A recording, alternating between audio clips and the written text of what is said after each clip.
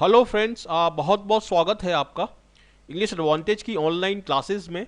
Friends, इस video में मैं आपको मॉक टेस्ट नंबर 6 सॉल्व करवाऊंगा एसएससी सीएचएसएल एग्ज़ाम के लिए और एसएससी के मल्टीटास्किंग एग्ज़ाम के लिए, जो कि अप्रैल में होगा। और सीएचएसएल के एग्ज़ाम तो अभी चल ही रहे हैं। ये वीडियो हिंदी में रहेगा और इसका इंग्लिश वर्जन भी आप इसी चैनल पर देख पाएंगे। तो चलिए शुरुआत करते हैं। लेकिन शुरुआत करने से पहले यहाँ मैं एक बहुत ही इंपॉर्टेंट इन्फॉर्मेशन आपको देना चाहूँगा। यदि आप किसी भी एग्ज़ाम में, एसएससी एग्ज़ाम में या मल्टीटास्किंग एग्ज़ाम में या बैंकिंग एग्ज़ाम में सक्सेसफुल होना चाहते हैं, सेलेक्ट होना चाहते हैं, तो मैं आपको रिकमेंड करूँगा कि आप जो प्रैक्टिस करें, अपनी तैयारी करें, वो ऑनलाइन मॉक टेस्ट सीरीज़ से करें। क्योंकि इसमें जो पूरे क्वेश्चंस होते हैं वो पूरी तरीके से एग्ज़ाम ओरिएंटेड होते हैं और पूरी तरीके से रियल क्वेश्चंस होते हैं और इसमें टाइम मैनेजमेंट का भी ध्यान रखा जाता है। तो उसके अकॉर्डिंग रियल टाइम एग्ज़ाम के हिसाब से जब आप प्रैक्टिस करेंगे तो डेफिनेटली आपको सफलता मिलेगी। तो यदि आप ऑनलाइन मॉक टेस्ट सीरीज लेना चाहते हैं तो आप ज़रूर लें। और इसके लिए ये साइट है, इसका नीचे एड्रेस लिखा हुआ है test.englishaadvantage.in। यहाँ से आप ले सकते हैं इसको। और मैं इसको इसलिए रिकमेंड कर रहा हूँ क्योंकि इसका प्राइस बहुत कम है और इसमें बहुत ज़्यादा टेस्ट हैं, सेक्शनल टेस्ट भी हैं, इसमें फुल लेंथ टेस्ट भी हैं, सारे सब्जेक्ट के टेस्ट हैं इसमें। बाईलिंगुअल है, ये दोनों लैंग्वेज में इसमें क्वेश्चंस हैं और इसकी वैलिडिटी भी काफ़ी ज़्यादा हमने रखी है, 1 साल की वैलिडिटी है। आप काफ़ी प्रैक्टिस कर सकते हैं और डेफिनेटली आपका जो सपना है गवर्नमेंट जॉब हासिल करने का, उसको आप पूरा कर सकते हैं। यहाँ पर आपको 24/7 पूरा सपोर्ट मिलता है। ये हेल्पलाइन नंबर यहाँ पर लिखा हुआ है, इस पर कॉल करके आप पूरा सपोर्ट ले सकते हैं। तो इसको आप ज़रूर लें और इससे आप प्रैक्टिस करें, डेफिनेटली आपको सफलता मिलेगी। और इस साइट पर आपको जाना है test.englishaadvantage.in, यहाँ से आप ले सकते हैं। लेकिन यदि आप अपनी सफलता पूरी तरीके से सुनिश्चित करना चाहते हैं तो मैं आपको रिकमेंड करूंगा ये कॉम्बो पैक लेने के लिए। ये 699 इसका प्राइस है। देखिए, इसका ओरिजिनल प्राइस 1999 है, यानी 1999 रुपये था, लेकिन हमने इसका प्राइस बहुत कम कर दिया है ताकि ज़्यादा से ज़्यादा स्टूडेंट इसको ले सकें और इसका फ़ायदा उठा सकें। तो इसका प्राइस अभी प्रेजेंट में केवल 699 रुपये है। इसमें 191 टेस्ट हैं और इससे आपकी बैंकिंग एग्ज़ाम की भी तैयारी हो जाएगी और एसएससी के सभी एग्ज़ाम की भी आपकी तैयारी हो जाएगी। और ये अपडेटेड होते हैं सारे क्वेश्चंस, तो उस बात की आप चिंता ना करें। जनरल अवेयरनेस के क्वेश्चन हो या मैथ्स के क्वेश्चन हो, सारे लेटेस्ट पैटर्न पर आधारित होते हैं और सारे रियल क्वेश्चंस होते हैं। तो इसको आप लें, इसका फ़ायदा उठाएं और अपनी सफलता सुनिश्चित करें।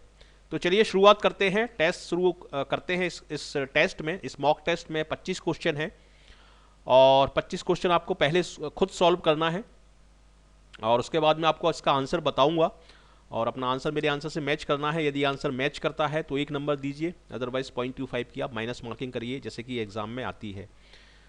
तो इसमें करेक्टली स्पेल्ड वर्ड आपसे पूछे हैं, ये 4 वर्ड दिए हैं, मतलब एक ही वर्ड दिया है लेकिन 4 बार दिया है और 4 में से 3 में इसमें गलत स्पेलिंग है और जो करेक्टली स्पेल्ड वर्ड है उसको आपको पिक करना है, वही आपका आंसर है। तो आप शुरू हो जाएं, अपना कॉपी और एक पेन ले लें और अपने आंसर आप लिखते जाएं। इससे बहुत ही अच्छी आपकी प्रैक्टिस होगी, बहुत कॉन्फिडेंस आएगा आपको। और अपना स्कोर आप आखिरी में मुझे भेजिए कमेंट बॉक्स में लिख के और डेफिनेटली इससे आपकी बहुत ही अच्छी तैयारी होगी। तो कुजीन एक वर्ड है जो किचन से रिलेटेड और डिशेज से रिलेटेड, ये एक वर्ड है। इसकी सही स्पेलिंग क्या है, इसकी सही स्पेलिंग आप करें इसमें और जो भी आपका आंसर आए उसको लिख लें। इसकी सही स्पेलिंग अब मैं बता रहा हूँ, इसकी सही स्पेलिंग है CUISI, यानी कुजीन इसको हम बोलते हैं और इसका आंसर होगा आपका 1। बाकी सारी स्पेलिंगें गलत हैं। Question number 2, camouflage. कैमोफ्लेज का मतलब होता है हाइड करना या छुपाना। जैसे जैसे आपने गिरगिट के बारे में सुना होगा, गिरगिट कलर बदलता है अपने एनवायरनमेंट के अकॉर्डिंग, उसी प्रोसेस को हम कैमोफ्लेज बोलते हैं। तो कैमोफ्लेज का मतलब क्या है, हाइड होता है इसका मतलब, और इसकी सही स्पेलिंग होगी ये बी वाला ऑप्शन में जो लिखा है CAMOUFLAGE, ये इसकी सही स्पेलिंग है और ये है इसका आंसर है। क्वेश्चन नंबर 2 का आंसर है बी। चलिए आगे बढ़ते हैं। ये है क्वेश्चन नंबर 3, एनिवर्सरी। तो एनिवर्सरी की क्या सही स्पेलिंग है, इसमें आप पिक करें अपना आंसर और उसको लगाएं और उसके बाद मैं आपको अपना आंसर बता रहा हूँ। एनिवर्सरी की सही स्पेलिंग है ANNIVERSAR। तो सी इसका यहाँ पर आपका सही आंसर होगा, ये इसकी सही स्पेलिंग है, बाकी सारी स्पेलिंगें गलत हैं। क्वेश्चन नंबर 4, ये वन वर्ड सब्सटीट्यूशन का सेक्शन है। इसमें एक सेंटेंस दिया होता है, उसको आपको एक वर्ड से सब्सटीट्यूट करना होता है, रिप्लेस करना होता है, जिनको हम बोलते हैं वन वर्ड सब्सटीट्यूशन। तो the branch of zoology concern with reptiles and amphibians, reptiles और एम्फीबियंस की जो ब्रांच है जूलॉजी की, उसको हम क्या बोलेंगे? Neurology, gerontology, nephrology, herpetology. Neurology तो देखिए माइंड से रिलेटेड होती है, नर्वस सिस्टम से रिलेटेड होती है। जेरेंटोलॉजी आपका ओल्ड एज से रिलेटेड होती है, ठीक है, वृद्धावस्था का इसमें हम अध्ययन करते हैं। नेफ्रोलॉजी ये भी नर्वस सिस्टम से रिलेटेड होती है, सॉरी नेफ्रोलॉजी होता है किडनी से रिलेटेड। नेफ्रॉन किडनी की जो सेल्स होती हैं उसकी स्टडी हम इसमें करते हैं। तो नेफ्रोलॉजी में हम किडनी की फिजियोलॉजी और उसकी डिजीज़ की स्टडी करते हैं। तो इसका सही आंसर है आपका हर्पीटोलॉजी, ठीक है। हर्पीटोलॉजी में हम इसकी स्टडी करते हैं रेप्टाइल्स की और एम्फीबियंस की। तो यहाँ पर आपका सही आंसर होगा हर्पीटोलॉजी, और नेफ्रोलॉजी में हम किडनी की स्टडी करते हैं। चलिए आगे बढ़ते हैं। Question number 5, पॉस्थुमसली।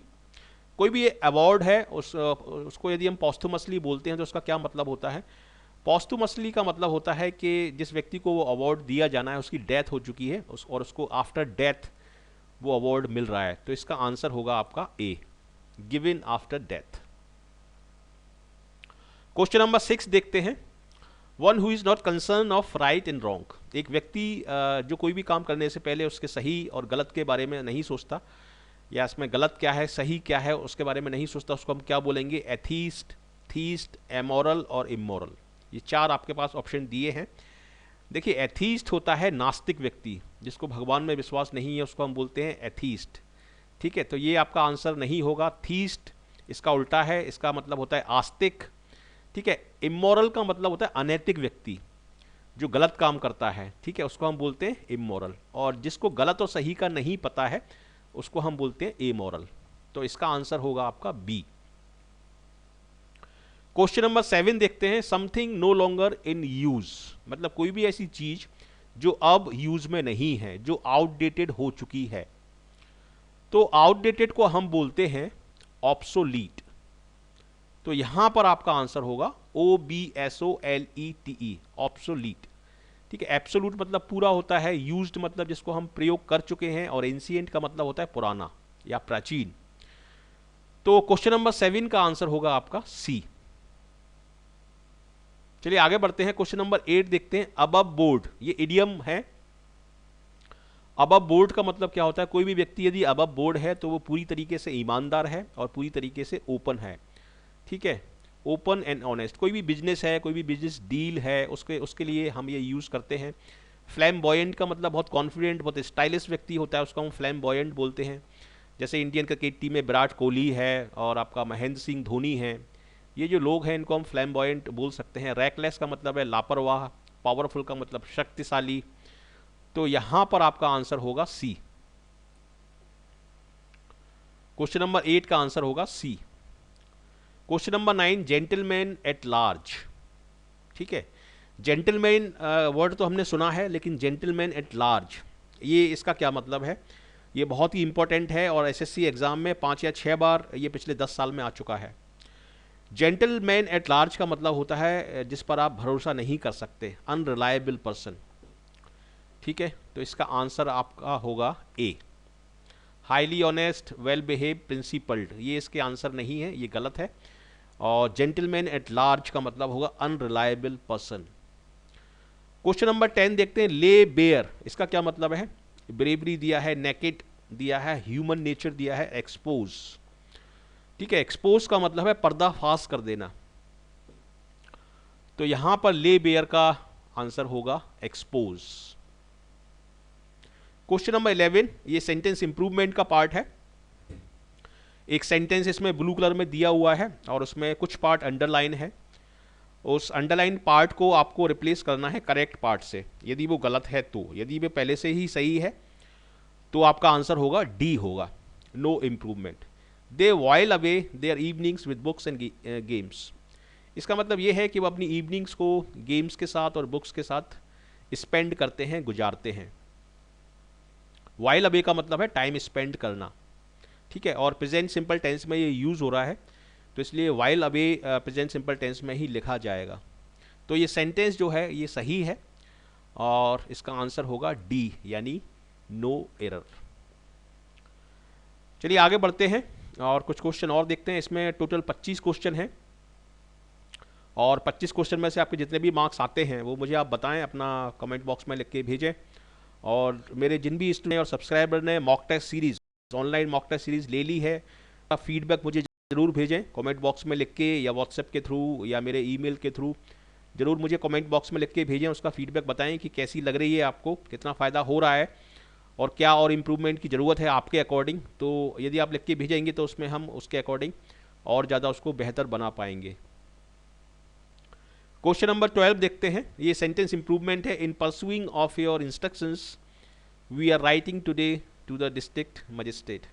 मतलब आपके ऑर्डर्स के और आपके इंस्ट्रक्शंस के अकॉर्डिंग, आपके इंस्ट्रक्शंस को पालन करते हुए हम डिस्ट्रिक्ट मजिस्ट्रेट को आज लिख रहे हैं। मतलब उनको हम इन्फॉर्म कर रहे हैं, उनको नोटिफाई कर रहे हैं, ये इसका मतलब है। तो इन परसुइंग ऑफ की जगह क्या सही फ्रेज होगा वो आपको इसका आंसर लिखना है। इन परसुएंस ऑफ होता है एक्चुअली सही, इन परसुएंस ऑफ, इन परसुएंस और इसके बाद ऑफ आता है। इन परसुएंस ऑफ का मतलब होता है उसका पालन करते हुए।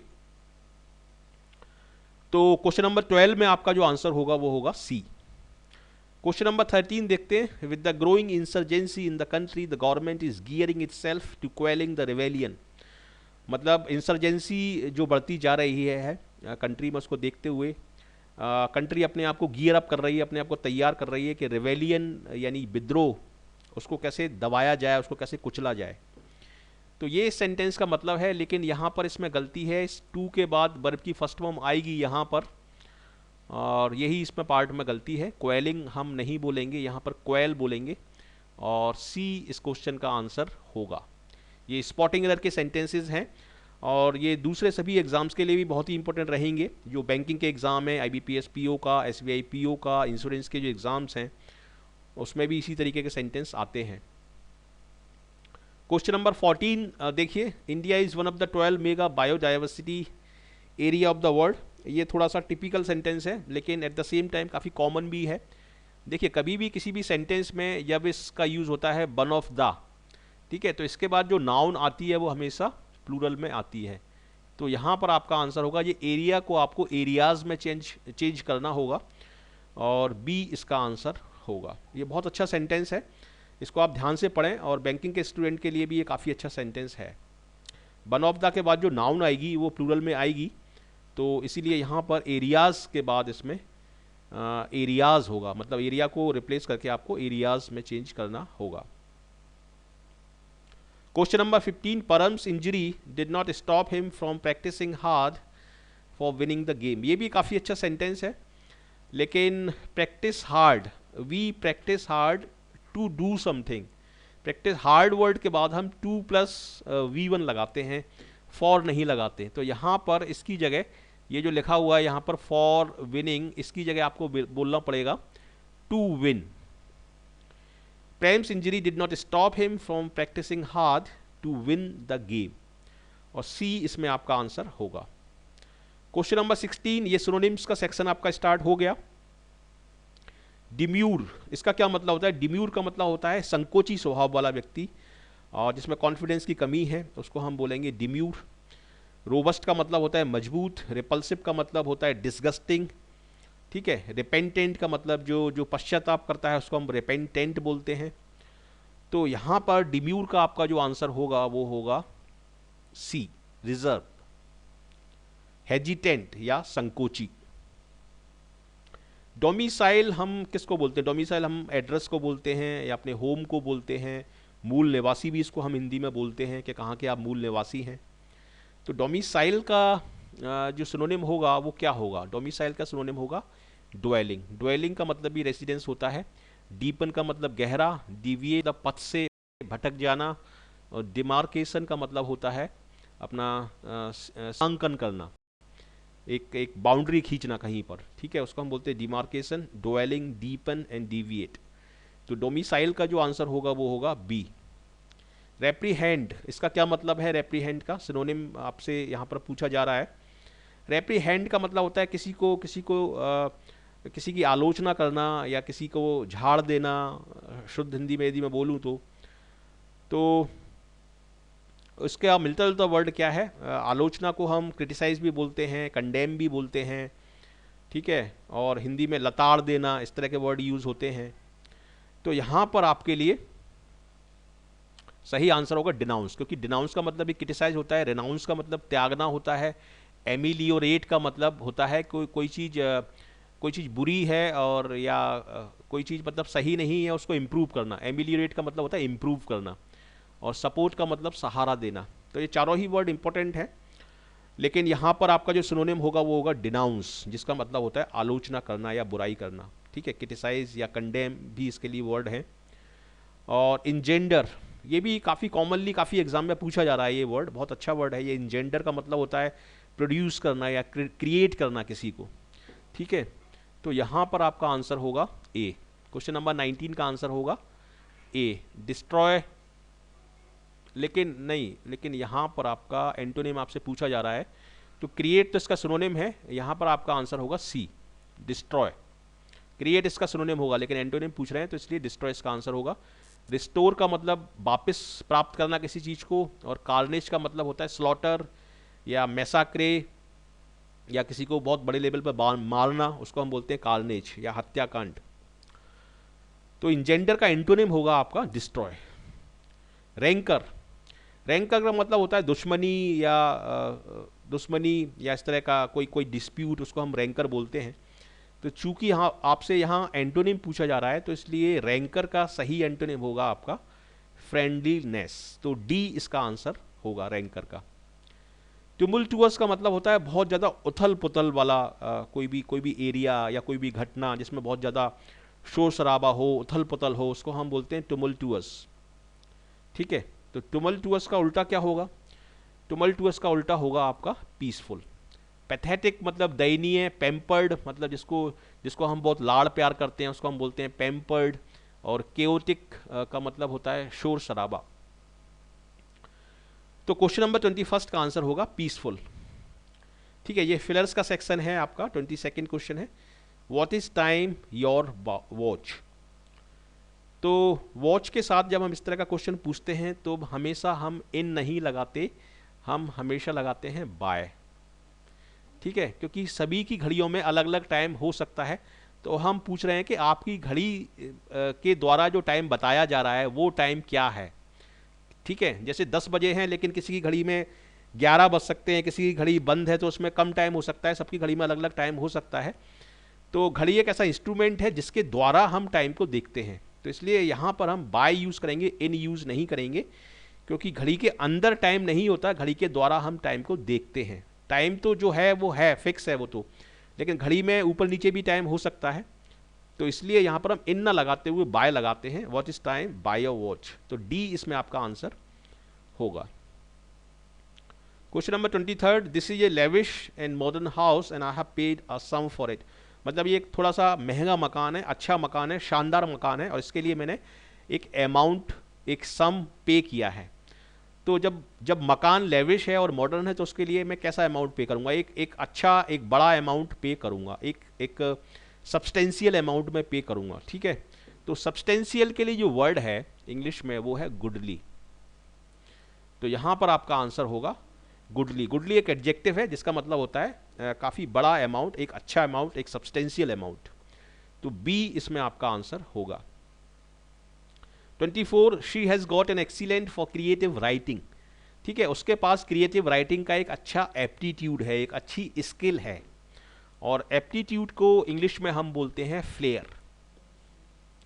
तो यहां पर आपका आंसर होगा फ्लेयर। फेयर का मतलब होता है किराया, फेयर का मतलब गोरा होता है, और मेला भी होता है फेयर का मतलब।